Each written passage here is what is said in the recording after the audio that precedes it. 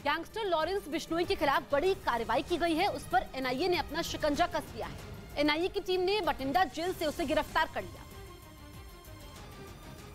Sidhu Moosewala case में आरोपी gangster Lawrence Bishnoi की मुश्किलें कम होती नहीं दिख रही। उसके खिलाफ लगातार मिल रहे इनपुट की वजह से एनआईए की टीम एक्शन में है, जिसके बाद पंजाब की बठिंडा जेल से एनआईए ने लॉरेंस बिश्नोई को कस्टडी में ले लिया और उसके खिलाफ यूएपीए के तहत केस दर्ज कर लिया। लॉरेंस बिश्नोई को gangster terror organisation crime case में गिरफ्तार किया गया। एनआईए की टीम अब उससे बठिंडा जेल में पूछताछ करेगी।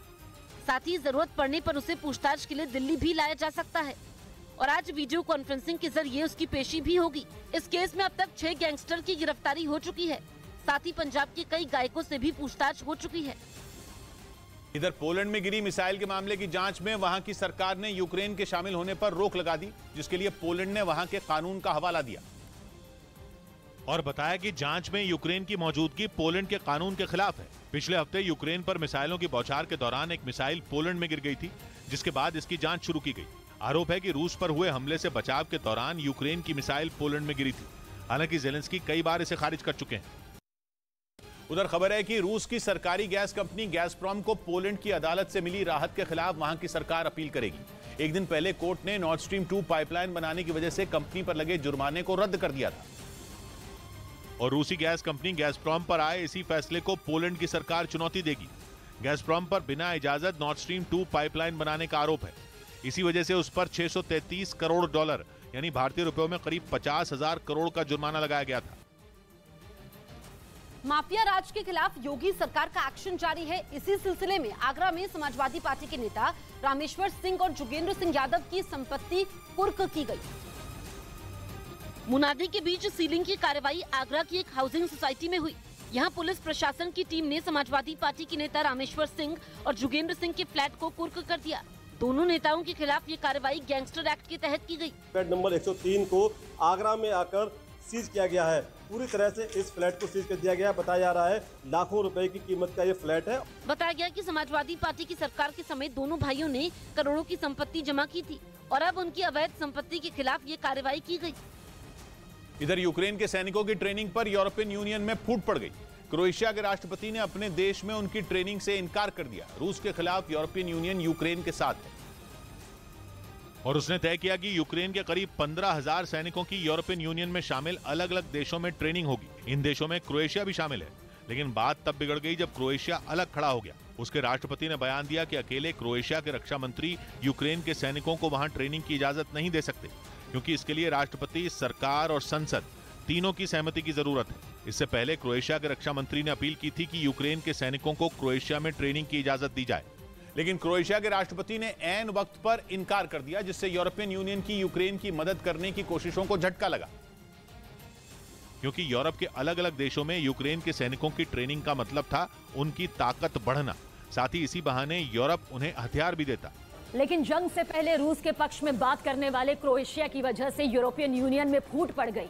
रूस और क्रोएशिया के रिश्ते अच्छे रहे। 24 फरवरी से पहले उसने कहा था कि दुनिया को रूस की सुरक्षा चिंताओं के बारे में सोचना चाहिए, लेकिन 24 फरवरी के बाद क्रोएशिया ने यूक्रेन का साथ दिया, जिसकी बड़ी वजह उसका यूरोपियन यूनियन का हिस्सा होना था। लेकिन कुछ दिन पहले रूस ने उम्मीद जताई कि क्रोएशिया से उसके रिश्ते सुधरेंगे, जिसके बाद क्रोएशिया ने यूक्रेन के सैनिकों को अपनी जमीन पर ट्रेनिंग करने से रोक दिया। माना जा रहा है कि क्रोएशिया ने ऐसा रूस से रिश्ते सुधारने के लिए किया, क्योंकि ये फैसला तब आया जब रूस ने एक बार फिर क्रोएशिया की ओर दोस्ती का हाथ बढ़ाया। उधर जापान की सेना ने पहली बार अमेरिकी मदद के बिना अपनी ताकत दिखाई। जापान अब तक कई बार अमेरिका और दक्षिण कोरिया के साथ मिलकर युद्ध का अभ्यास कर चुका है, जिसका मकसद न सिर्फ चीन की चुनौतियों से पार पाना है, बल्कि उत्तर कोरिया की धमकियों का जवाब देना भी है। क्योंकि एक तरफ जहां चीन लगातार ताइवान के साथ साथ जापान को भी युद्ध के लिए भड़का रहा है, तो वहीं उत्तर कोरिया ने दक्षिण कोरिया के अलावा जापान को भी अपना दुश्मन मान लिया है। ऐसे में जापान के सामने अपनी सुरक्षा मजबूत करने के अलावा दूसरा कोई उपाय नहीं बचा।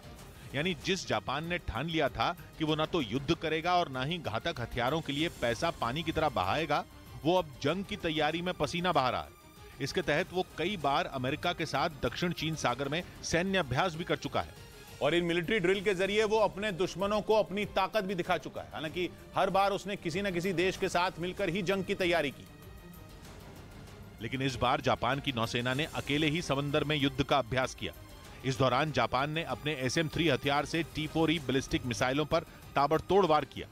दावा है कि जापान की SM-3 एक घातक मिसाइल है जिसका इस्तेमाल समंदर और जमीन दोनों जगहों पर हमले के लिए किया जा सकता है। इसे जापान की सेना के लिए हथियार बनाने वाली कंपनी ने एक अमेरिकी रक्षा कंपनी के साथ मिलकर बनाया है, ताकि चीन और उत्तर कोरिया की दोहरी चुनौती से निपटा जा सके, क्योंकि ये दोनों देश लगातार जापान के लिए सिरदर्द बने हुए हैं। जिसे देखते हुए जापान पहले ही ऐलान कर चुका है कि वो अपने रक्षा बजट को अगले 5 साल में दुगना कर लेगा। यानी जापान अपनी सेना की ताकत बढ़ाने में जुटा है। और हाल ही में यह खबर भी सामने आई थी कि वो अमेरिका से उसकी टॉमाहॉक क्रूज मिसाइल खरीदने की तैयारी में है। ये मिसाइल 2500 किलोमीटर तक वार करने में सक्षम है।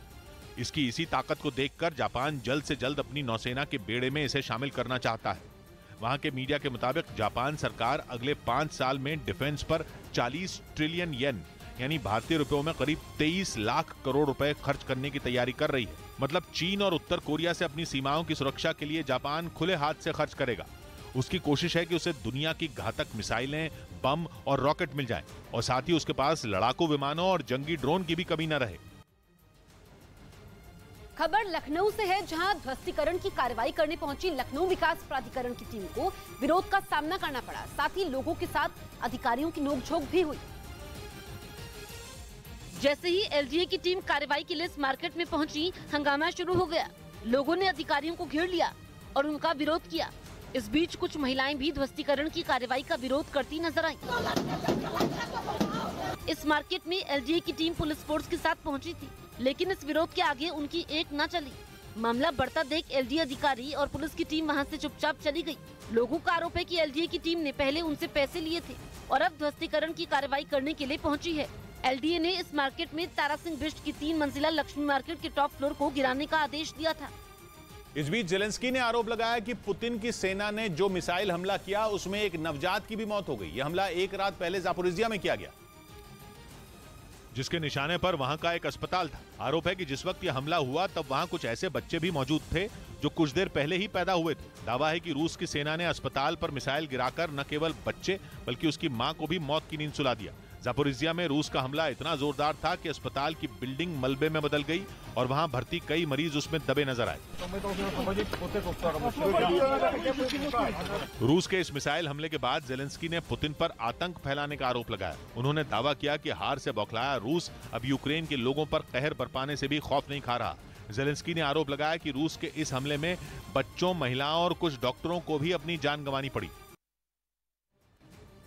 मध्य प्रदेश के बैतूल में रेलवे स्टेशन पर खड़ी पैसेंजर ट्रेन की बोगियों में आग लगी। आग पर काबू पाने के लिए रेस्क्यू टीम को खासी मशक्कत करनी पड़ी। देखते ही देखते आग ने विकराल रूप धारण कर लिया और पैसेंजर ट्रेन की 2 बोगियां धूं-धूं कर जलने लगी। ट्रेन की बोगियों से उठ रही लपटों की वजह से पूरे इलाके में धुएं का गुबार छा गया। हादसे के वक्त ट्रेन खाली थी और आउटर पर खड़ी थी और सभी बोगियां लॉक थी। पुलिया के ऊपर जिस जगह यह हादसा हुआ वहां फायर ब्रिगेड की टीम को भी पहुंचने में खासी मशक्कत करनी पड़ी। आग पर काबू पाने के लिए वहां मौजूद लोगों ने बोगियों पर पानी का छिड़काव भी किया, जिसके बाद मौके पर पहुंची स्वचालित रेल फायर फाइटर आदित्य प्रकल्प की मदद से आग पर काबू पाया गया। हमने जो करीब 25 से 30 मिनट के अंदर जो है पहुंचने के बाद में आग के ऊपर काबू पा लिया। इस हादसे में 2 बोगियां पूरी तरह से जल गई, लेकिन बोगियां बंद होने की वजह से कोई जानमाल का नुकसान नहीं हुआ। फिलहाल आग लगने की वजह साफ नहीं हो पाई है। हादसे की जाँच के लिए एक टीम बनाई गयी जो जल्द ही इस हादसे की रिपोर्ट सौंपेगी। उधर खाने और पानी की कमी से जूझ रहे यूक्रेन के खरसोन में लोगों की मदद का काम तेज हो गया। संयुक्त राष्ट्र की तरफ से बनाई गई एक टीम राहत सामग्री से भरे 13 ट्रक लेकर वहां पहुंची, जिनमें खाने के पैकेट और पानी समेत दवाइयां और मेडिकल उपकरण थे। खरसोन के लिए 1 हफ्ते में भेजी गई ये दूसरी खेप है, जिससे वहां के करीब 1 लाख लोगों को राहत मिलेगी, क्योंकि पिछले 9 महीने से रूस के कब्जे की वजह से खरसोन में लोग खाने और पीने तक के लिए मोहताज हो गए। इधर जंग में रूस के सैनिकों की मदद के लिए वहां के स्कूलों के छात्र भी आगे आ गए। उन्होंने जवानों के लिए जाल और मुंह ढकने के कपड़े बनाए, जिनका इस्तेमाल यूक्रेन के खिलाफ जंग में किया जाएगा। बताया गया कि छात्र बिना किसी दबाव के अपनी मर्जी से जवानों के लिए घंटों काम कर रहे हैं। इस काम में उनकी मदद कई कॉलेज के छात्रों ने भी की। दिल्ली पुलिस के एक सिपाही का वीडियो सामने आया है, जिसमें चलती हुई मोटरसाइकिल से कूदकर वो एक चोर पकड़ लेता है। वीडियो में मोटरसाइकिल पर सवार होकर एक सिपाही आता दिखा। अचानक से वो दूसरी तरफ से मोटरसाइकिल पर आ रहे लड़के पर कूद पड़ता है, जिससे लड़के का बैलेंस बिगड़ गया और वो जमीन पर गिरते गिरते बच गया और फिर भागने की कोशिश करता दिखा। लेकिन आखिरकार दिल्ली पुलिस के जवान ने उस लड़के को दबोच लिया। दरअसल आउटर नॉर्थ इलाके में बने एक मकान पर लगे सीसीटीवी कैमरे में ये घटना रिकॉर्ड हुई, जिसमें पता चला कि दिन दहाड़े एक चोर चेन स्नैचिंग करके भाग रहा था, जिसको दिल्ली पुलिस के सिपाही ने बहादुरी दिखाते हुए दबोच लिया। सिपाही का नाम सत्येंद्र बताया जा रहा है, जिनकी बहादुरी की हर कोई तारीफ कर रहा है। इस बीच रूस और ईरान की धमकी से परेशान यूके अब एक बड़ी मिलिट्री ड्रिल करने जा रहा है। इस सैन्य अभ्यास में उसके साथ यूएई और अमेरिका समेत 7 देश शामिल होंगे। एक रोज पहले ही यूके की वायुसेना को 3 खतरनाक F-35B लड़ाकू विमानों की खेप भी मिली थी, जिन्हें अमेरिका का सबसे आधुनिक और घातक फाइटर जेट बताया जाता है। और अब एक रोज बाद ही यह खबर आई कि यूके एक बड़ी मिलिट्री ड्रिल में भी शामिल होने जा रहा है। ये ड्रिल यूएई में होगी, जिसमें यूके, अमेरिका, ऑस्ट्रेलिया, जर्मनी और ग्रीस समेत कुल 8 देश शामिल होंगे। इस सैन्य अभ्यास में यूके की वायुसेना अपने लड़ाकू विमान टाइफून की ताकत भी दिखाएगी। इस ड्रिल में कुल 500 जवान और 45 लड़ाकू विमान हिस्सा लेंगे, जिनमें टाइफून, F-16 और मिराज 2000 फाइटर जेट शामिल हैं। माना जा रहा है कि इस मिलिट्री ड्रिल के जरिए यूके एक साथ रूस और ईरान दोनों को अपना दम दिखाएगा, क्योंकि यूक्रेन की मदद करने की वजह से वो रूस के निशाने पर है, जबकि ईरान उस पर अपने यहां हिजाब के खिलाफ हो रहे प्रदर्शनों को भड़काने का आरोप लगा रहा है, जिससे ईरान के साथ भी यूके का तनाव बढ़ गया है। इस बीच खबर है कि रूस पर सख्त बैन लगाने वाला ब्रिटेन भी रूस का तेल खरीदने वालों में शामिल है। द संडे टाइम्स नाम के एक ब्रिटिश अखबार ने दावा किया कि ब्रिटेन चोरी छिपे रूस का तेल मंगवाता रहा है, ताकि वहां महंगाई को काबू में किया जा सके। द संडे टाइम्स की रिपोर्ट कहती है कि टैंकरों के जरिए समुद्र के रास्ते ब्रिटेन तक रूस का तेल पहुंचता रहा है। हालांकि इस डील से ब्रिटेन की सरकारी कंपनियों को दूर रखा गया है, ताकि किसी को शक न हो। लेकिन दावा किया गया कि 39 टैंकरों के जरिए करीब 2000 करोड़ रुपए का कच्चा तेल रूस से मंगवाया गया, और यह आंकड़ा यूक्रेन में जंग शुरू होने के बाद का बताया जा रहा है। मतलब रूस पर यूक्रेन के हजारों बेकसूरों की हत्या का आरोप लगाने वाला ब्रिटेन भी रूस की मदद कर रहा है। रूस की कमाई का 40% हिस्सा अकेले तेल और गैस बेचने से आ रहा है। अमेरिका कहता रहा है कि रूस से तेल और गैस खरीदने का मतलब जंग में रूस की मदद करना है, लेकिन बाइडेन के भाषणों का असर उनके सहयोगी ब्रिटेन पर ही नहीं हुआ। यूपी के जौनपुर में चोरों ने मेडिकल स्टोर को निशाना बनाया और वहां से कैश और सामान लेकर फरार हो गए। वहीं दुकान में लगे सीसीटीवी में चोरी की ये पूरी वारदात रिकॉर्ड हो गई। वीडियो में 2 शख्स एक दुकान के अंदर नजर आए, जो काफी देर तक दुकान में रखे एक दराज को खंगालते दिखे। इस बीच पूरी दुकान को दोनों ने खंगाल लिया और कई सामान एक बैग में भर लिए, लेकिन इस दौरान दोनों अपना चेहरा ढके रहे। दोनों चोरों ने दुकान का एक कोना खंगाल लिया। बताया गया कि मेडिकल स्टोर को चोरों ने निशाना बनाया था और वहां से 25,000 रुपए और कई जरूरी सामान लेकर फरार हो गए। इस घटना को पुलिस चौकी से महज 500 मीटर दूरी पर बने एक मेडिकल स्टोर में अंजाम दिया गया, जिससे कई सवाल भी खड़े हो रहे हैं। वहीं अब पुलिस सीसीटीवी फुटेज के आधार पर जांच में जुटी है। उधर खबर है कि चीन के लिए ताइवान को धोखा देने वाले कर्नल रैंक के एक अधिकारी को गिरफ्तार कर लिया गया। आरोप है कि वो ताइवान की सेना में रहकर चीन के लिए पिछले कई साल से काम कर रहे थे और ताइवान में कर्नल रैंक के इस अधिकारी ने दुश्मन सेना की मदद करने में कोई कसर नहीं छोड़ी। आरोप है कि इस अधिकारी ने ताइवान सेना की जासूसी कर कई अहम जानकारियां चीन तक पहुंचाई। इतना ही नहीं, उन्होंने एक चिट्ठी पर यह लिखकर वादा भी किया कि अगर चीन के साथ जंग हुई तो वो दुश्मन सेना के सामने सरेंडर कर देंगे, जिसके बदले में उन्हें एक चीनी एजेंट से 5,60,000 ताइवान डॉलर यानी भारतीय रुपयों में करीब 15 लाख रुपए मिले।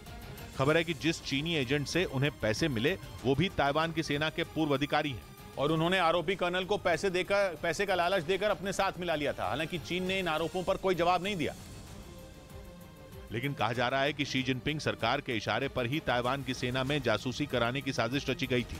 इसके लिए किसी मोहरे की तलाश थी जो चीन को आरोपी कर्नल के तौर पर मिल गया, क्योंकि ताइवान पर कब्जा करने का सपना देख रहा चीन किसी भी हद तक जाने को तैयार है। इससे पहले उसने अपने इस मंसूबे को पूरा करने के लिए 2 नए आर्मी जनरलों की नियुक्ति भी की थी।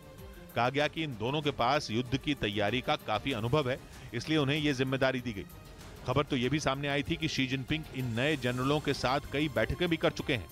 इस बीच जेलेंस्की के सलाहकार ने दावा किया कि पुतिन को मौत का डर सताने लगा है। उन्होंने आरोप लगाया कि जंग हारने के बाद पुतिन को रूस के लोग जिंदा नहीं छोड़ने वाले और यही डर पुतिन को अंदर ही अंदर खाए जा रहा है। जेलेंस्की के सलाहकार ओलेक्सी ओरेस्टोविच ने दावा किया कि रूस में युद्ध हारने का मतलब सिर्फ और सिर्फ मौत है उन्होंने आरोप लगाया कि अब जबकि पुतिन यूक्रेन में हारने की कगार पर हैं, तो उनके दिल में जान जाने का खौफ बैठ गया है।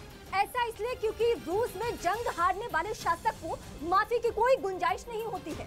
यानी अगर पुतिन यूक्रेन में हारे तो एक राजनेता के तौर पर तो उनका अंत तय है, साथ ही उनकी हत्या भी की जा सकती है। अरिस्तोविच के मुताबिक अब ये जंग पुतिन के लिए यूक्रेन को हराने से कहीं ज्यादा अपनी जान बचाने की हो चुकी है, जिसमें वो कमजोर पड़ते दिख रहे हैं। उन्होंने दावा किया कि खैरसॉन से रूसी सेना का पीछे हटना पुतिन के लिए चिंता की वजह बन गया, जिसके बाद उन्हें अपने ही देश में मौत का खतरा सताने लगा है। लखनऊ में मामूली विवाद में दो पक्ष आमने सामने आ गए। इस दौरान दोनों तरफ से जमकर लाठियां चली, वहीं महिलाएं भी आपस में भिड़ गई। मारपीट का वीडियो जो सामने आया, उसमें एक आदमी दूसरे आदमी पर घूंसे बरसाता हुआ दिखा। इस बीच एक लड़का हाथ में डंडा लेकर आ गया और दूसरे पक्ष पर डंडे से वार करने लगा, जिससे बचने के लिए लोग इस लड़के पर टूट पड़े। वहीं मारपीट की इस घटना में महिलाएं भी आ गई और लड़के से डंडा छीनने की कोशिश करती रही।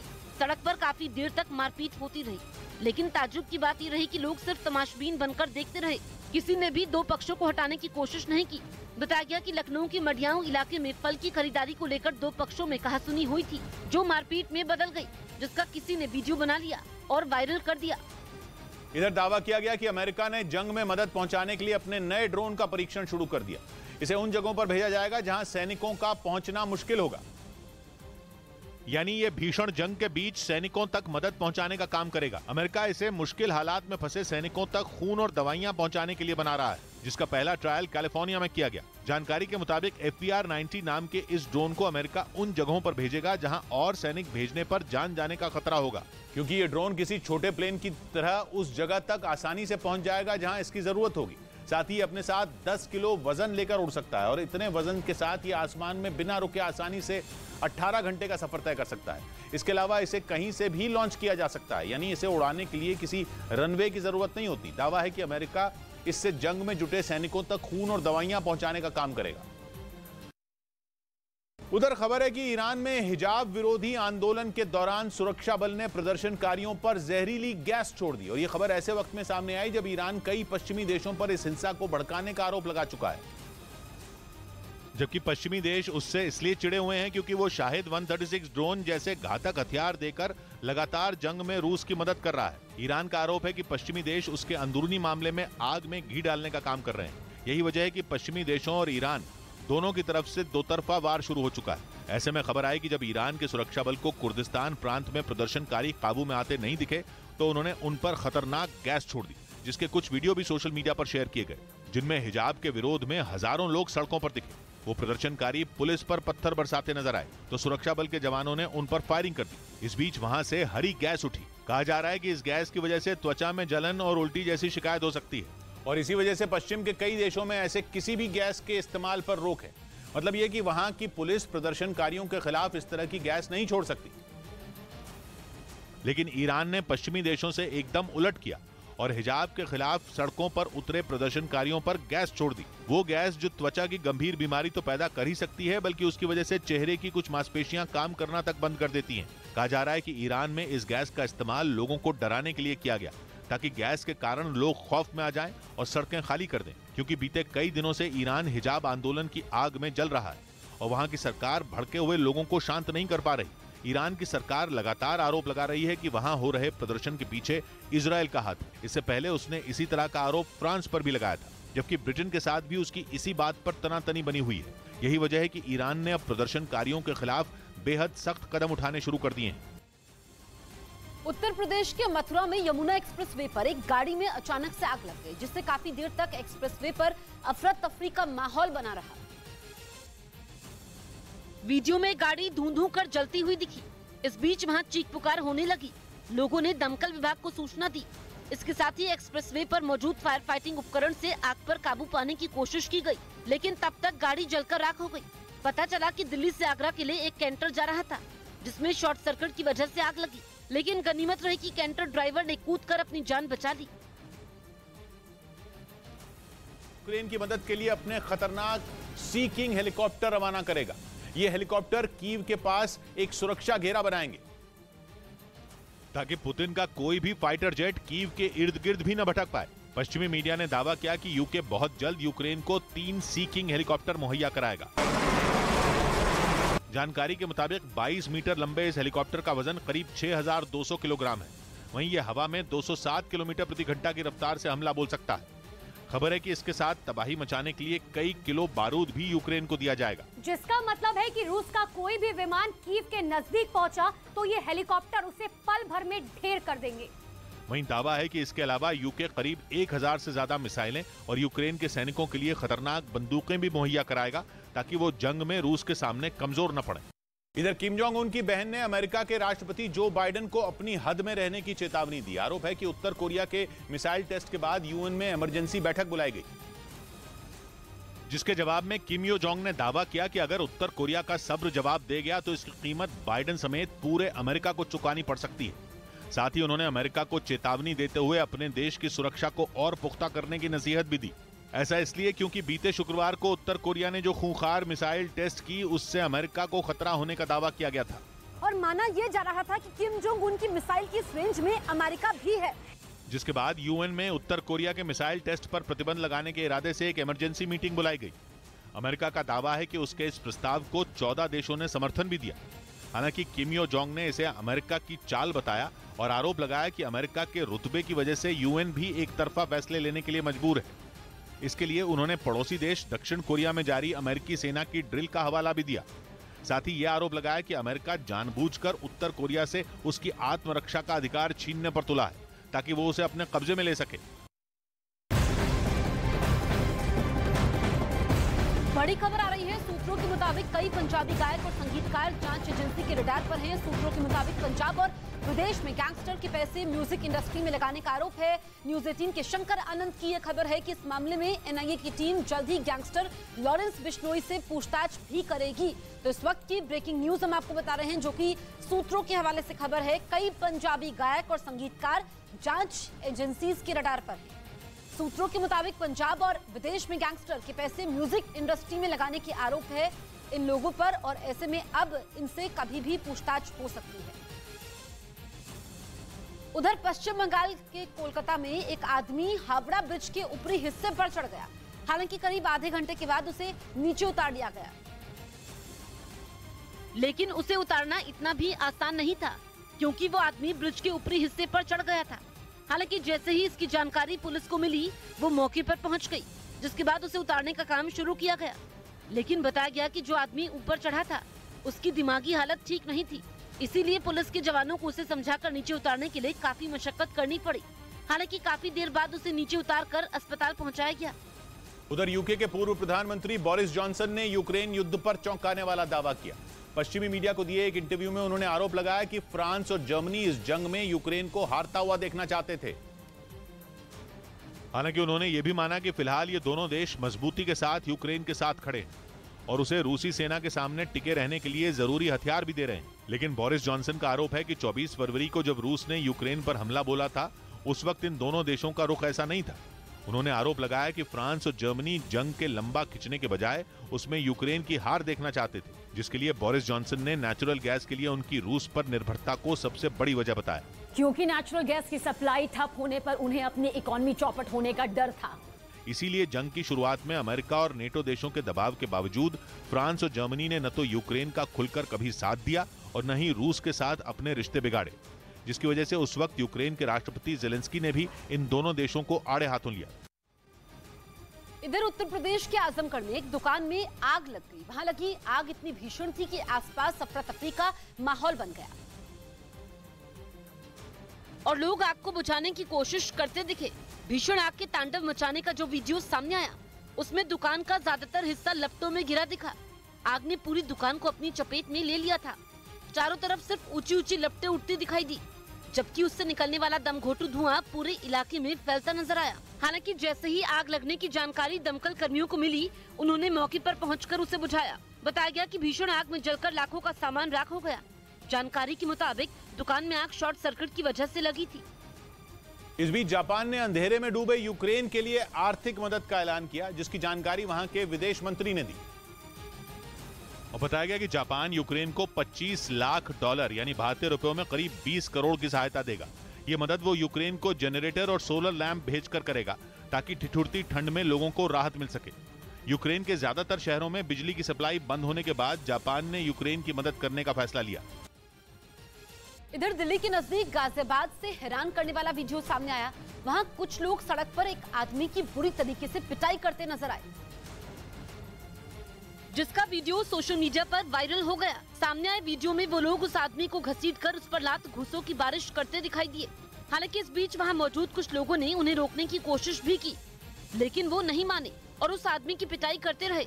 बताया गया कि ये पूरा विवाद कुत्ते को घुमाने को लेकर हुआ था। वीडियो सामने आने के बाद पुलिस ने केस दर्ज कर लिया और आरोपियों की तलाश में जुट गई।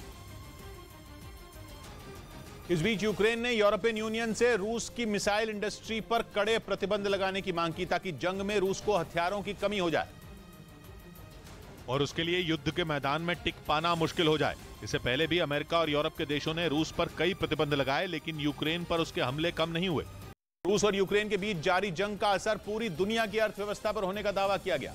Organisation for economic cooperation and development ने इस पर रिपोर्ट जारी की और इस साल दुनिया की आर्थिक विकास दर केवल 3.1% रहने का अनुमान जताया गया, जबकि पिछले साल अर्थव्यवस्था 5.9% की दर से बढ़ी थी। रिपोर्ट में युद्ध का सबसे बुरा असर यूरोप की अर्थव्यवस्था पर होने का भी जिक्र है।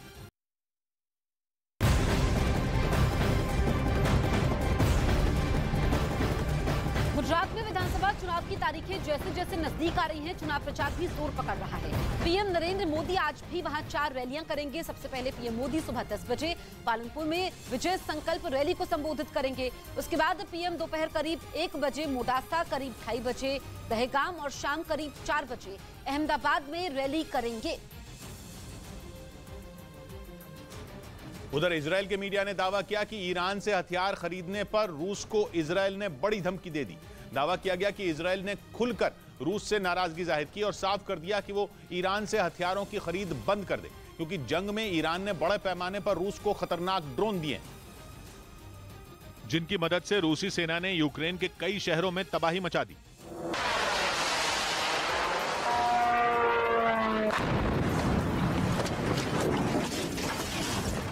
ईरान के शाहिद 136 ड्रोन पिछले करीब 2 महीनों से यूक्रेन के लिए किसी बुरे सपने से कम नहीं है। उन्होंने यूक्रेन की राजधानी समेत कई हिस्सों में कहर ढाया और अब तो खबर है कि ईरान ड्रोन के बाद रूस को मिसाइलों की भी सप्लाई करने जा रहा है। दावा किया गया कि इसी खबर ने इजरायल को इतना गुस्सा दिला दिया कि उसने रूस को ही चेतावनी दे दी। उसने रूस से 2 टूक कहा कि अगर वो ईरान से हथियार लेगा तो इजरायल भी यूक्रेन को हथियारों की सप्लाई करेगा, और अगर इजरायल ने ऐसा किया तो यह पहली बार होगा कि वो जंग में किसी एक देश का पक्ष लेगा, क्योंकि 9 महीने से चल रही जंग में इजरायल ने अब तक किसी देश का समर्थन नहीं किया और न ही उसने किसी भी देश को कोई हथियार भेजने पर हामी भरी। लेकिन माना जा रहा है कि जिस तरह ईरान और रूस के बीच दोस्ती बढ़ती जा रही है, उसने इजरायल की परेशानी बढ़ा दी है और इसी वजह से उसने रूस को चेतावनी दी कि वो अपनी घातक मिसाइलें यूक्रेन भेज देगा। इजरायल ने दावा किया कि वो कोई ऐसी वैसी मिसाइल नहीं बल्कि लंबी दूरी तक मार करने वाली बैलिस्टिक मिसाइलें यूक्रेन भेजेगा, और अगर इजरायल ने अपनी धमकी को पूरा करके दिखा दिया तो फिर रूस की परेशानी में इजाफा हो जाएगा, क्योंकि पहले से ही अमेरिका और यूरोप के देशों के हथियारों ने उसका सिरदर्द बढ़ा रखा है और अब इजरायल भी उन्हीं की राह पर चलने की चेतावनी दे रहा है, क्योंकि हाल के दिनों में ईरान के साथ उसका तनाव चरम पर है। पिछले कुछ ही दिनों में ईरान ने 3 बार इजरायल को हमले की धमकी दी है और यही वजह है कि इजरायल की नाराजगी ईरान से बढ़ती जा रही है। उसे इस बात का डर सता रहा है कि ईरान और रूस का साथ उसके लिए खतरा बन सकता है, क्योंकि ईरान रूस को हथियारों की सप्लाई करके अपनी झोली भर रहा है और कहा जा रहा है कि रूस ड्रोन और मिसाइलों के बदले भर भर के पैसे ईरान को दे रहा है। बस इसी बात ने इजरायल की चिंता बढ़ा दी है, क्योंकि ईरान और इजरायल के बीच की दुश्मनी जग जाहिर है। ऐसे में ईरान जितना मजबूत होगा, इजरायल की मुसीबत बढ़ती जाएगी और अगर उसे रूस का साथ मिल गया तो फिर खतरा दुगना हो जाएगा। क्योंकि कुछ दिन पहले खबर आई थी कि ईरान रूस से सीरिया में मदद मांग सकता है, जहां इजरायल ने हाल ही में कई बार ईरान के ठिकानों पर एयर स्ट्राइक की, लेकिन अगर उसे रूस की मदद मिल गई तो ईरान उसके हमलों का मुंह तोड़ जवाब दे पाएगा। दावा किया गया कि इसी वजह से इजरायल ने रूस के सामने यूक्रेन को हथियार देने वाला दांव खेला। खबर है कि यूके जंग में यूक्रेन की मदद के लिए अपने खतरनाक सी किंग हेलीकॉप्टर रवाना करेगा। ये हेलीकॉप्टर कीव के पास एक सुरक्षा घेरा बनाएंगे ताकि पुतिन का कोई भी फाइटर जेट कीव के इर्द गिर्द भी न भटक पाए। पश्चिमी मीडिया ने दावा किया कि यूके बहुत जल्द यूक्रेन को 3 सी किंग हेलीकॉप्टर मुहैया कराएगा। जानकारी के मुताबिक 22 मीटर लंबे इस हेलीकॉप्टर का वजन करीब 6200 किलोग्राम है। वहीं यह हवा में 207 किलोमीटर प्रति घंटा की रफ्तार से हमला बोल सकता है। खबर है कि इसके साथ तबाही मचाने के लिए कई किलो बारूद भी यूक्रेन को दिया जाएगा, जिसका मतलब है कि रूस का कोई भी विमान कीव के नजदीक पहुंचा तो ये हेलीकॉप्टर उसे पल भर में ढेर कर देंगे। वहीं दावा है कि इसके अलावा यूके करीब 1000 से ज्यादा मिसाइलें और यूक्रेन के सैनिकों के लिए खतरनाक बंदूकें भी मुहैया कराएगा ताकि वो जंग में रूस के सामने कमजोर न पड़े।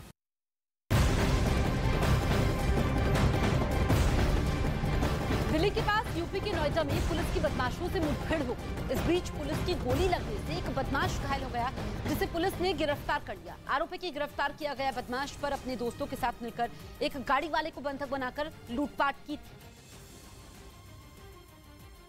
इधर किम जोंग उन की बहन ने अमेरिका के राष्ट्रपति जो बाइडेन को अपनी हद में रहने की चेतावनी दी। आरोप है कि उत्तर कोरिया के मिसाइल टेस्ट के बाद यूएन में इमरजेंसी बैठक बुलाई गई, जिसके जवाब में किम यो जोंग ने दावा किया कि अगर उत्तर कोरिया का सब्र जवाब दे गया तो इसकी कीमत बाइडेन समेत पूरे अमेरिका को चुकानी पड़ सकती है। साथ ही उन्होंने अमेरिका को चेतावनी देते हुए अपने देश की सुरक्षा को और पुख्ता करने की नसीहत भी दी। ऐसा इसलिए क्योंकि बीते शुक्रवार को उत्तर कोरिया ने जो खूंखार मिसाइल टेस्ट की, उससे अमेरिका को खतरा होने का दावा किया गया था और माना यह जा रहा था कि किम जोंग उन की मिसाइल की इस रेंज में अमेरिका भी है। जिसके बाद यूएन में उत्तर कोरिया के मिसाइल टेस्ट पर प्रतिबंध लगाने के इरादे से एक इमरजेंसी मीटिंग बुलाई गई। अमेरिका का दावा है कि उसके इस प्रस्ताव को 14 देशों ने समर्थन भी दिया। हालांकि किम यो जोंग ने इसे अमेरिका की चाल बताया और आरोप लगाया कि अमेरिका के रुतबे की वजह से यूएन भी एक तरफा फैसले लेने के लिए मजबूर है। इसके लिए उन्होंने पड़ोसी देश दक्षिण कोरिया में जारी अमेरिकी सेना की ड्रिल का हवाला भी दिया। साथ ही यह आरोप लगाया कि अमेरिका जानबूझकर उत्तर कोरिया से उसकी आत्मरक्षा का अधिकार छीनने पर तुला है ताकि वो उसे अपने कब्जे में ले सके। उधर यूके के पूर्व प्रधानमंत्री बोरिस जॉनसन ने यूक्रेन युद्ध पर चौंकाने वाला दावा किया। पश्चिमी मीडिया को दिए एक इंटरव्यू में उन्होंने आरोप लगाया कि फ्रांस और जर्मनी इस जंग में यूक्रेन को हारता हुआ देखना चाहते थे। हालांकि उन्होंने यह भी माना कि फिलहाल ये दोनों देश मजबूती के साथ यूक्रेन के साथ खड़े हैं और उसे रूसी सेना के सामने टिके रहने के लिए जरूरी हथियार भी दे रहे हैं। लेकिन बोरिस जॉनसन का आरोप है कि 24 फरवरी को जब रूस ने यूक्रेन पर हमला बोला था, उस वक्त इन दोनों देशों का रुख ऐसा नहीं था। उन्होंने आरोप लगाया कि फ्रांस और जर्मनी जंग के लंबा खिंचने के बजाय उसमें यूक्रेन की हार देखना चाहते थे, जिसके लिए बोरिस जॉनसन ने नेचुरल गैस के लिए उनकी रूस पर निर्भरता को सबसे बड़ी वजह बताया। क्योंकि नेचुरल गैस की सप्लाई ठप होने पर उन्हें अपनी इकोनॉमी चौपट होने का डर था। इसीलिए जंग की शुरुआत में अमेरिका और नेटो देशों के दबाव के बावजूद फ्रांस और जर्मनी ने न तो यूक्रेन का खुलकर कभी साथ दिया और न ही रूस के साथ अपने रिश्ते बिगाड़े, जिसकी वजह से उस वक्त यूक्रेन के राष्ट्रपति ज़ेलेंस्की ने भी इन दोनों देशों को आड़े हाथों लिया।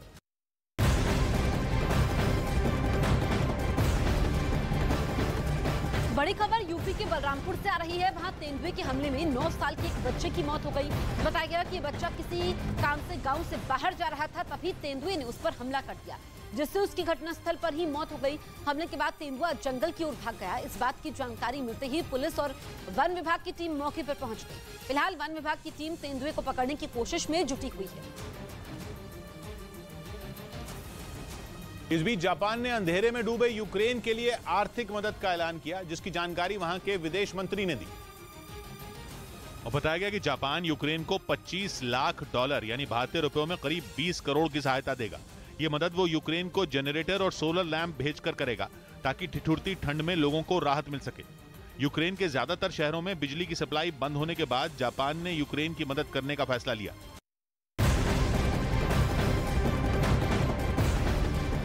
बड़ी खबर, श्रद्धा हत्याकांड से जुड़ी हुई हत्याकांड के मुख्य आरोपी आफ्ताब का आज पॉलीग्राफ टेस्ट हो सकता है। ये टेस्ट कल ही होना था, लेकिन बताया गया कि उसकी तबीयत ठीक नहीं थी, इसलिए पॉलीग्राफ टेस्ट टाल दिया गया। जानकारी के मुताबिक तबीयत ठीक नहीं होने पर अगर उसका टेस्ट होता तो रिपोर्ट प्रभावित हो सकती। श्रद्धा की मौत की गुत्थी सुलझाने के लिए दिल्ली पुलिस ने 2 दिन पहले भी आरोपी आफ्ताब का पॉलीग्राफ टेस्ट किया था। इस बीच आरोपी से कई सवाल पूछे गए थे। श्रद्धा मर्डर केस में आरोपी आफ्ताब के पॉलीग्राफ टेस्ट का दूसरा चरण आज पूरा हो सकता है। टेस्ट के लिए तैयारी पूरी कर ली गई है। फॉरेंसिक टीम को सिर्फ आफ्ताब के पहुंचने का इंतजार है। पॉलीग्राफ टेस्ट का दूसरा चरण बुधवार को ही होना था, लेकिन आफ्ताब की तबीयत खराब होने की वजह से इसे टाल दिया गया। इससे पहले मंगलवार को पॉलीग्राफ टेस्ट की प्रक्रिया शुरू की गई थी और इस बीच आफ्ताब करीब 3.5 घंटे तक लैब में रहा था। मंगलवार को आफ्ताब से कई सवाल पूछे गए थे और आज भी आफ्ताब से पूछे जाने वाले सवालों की लिस्ट तैयार है। वहीं सूत्र बता रहे हैं कि जिस वक्त आफ्ताब से सवाल पूछे जाएंगे उस वक्त दिल्ली पुलिस की टीम उस कमरे में मौजूद नहीं रहेगी। उस बीच सिर्फ फॉरेंसिक एक्सपर्ट, साइकोलॉजिस्ट और फोटोग्राफी से जुड़े लोग ही मौजूद रहेंगे। दिल्ली पुलिस की तरफ से इन लोगों को पहले से ही सवालों की लिस्ट सौंप दी गई है जो टेस्ट के समय आफ्ताब से पूछे जाएंगे। ना बड़े पर्दे पर, ना OTT प्लेटफॉर्म पर, इस साल की सबसे बड़ी ब्लॉकबस्टर, सबसे बड़े सुपरस्टार्स के साथ News 18 शो रील, सिर्फ News 18 इंडिया पर।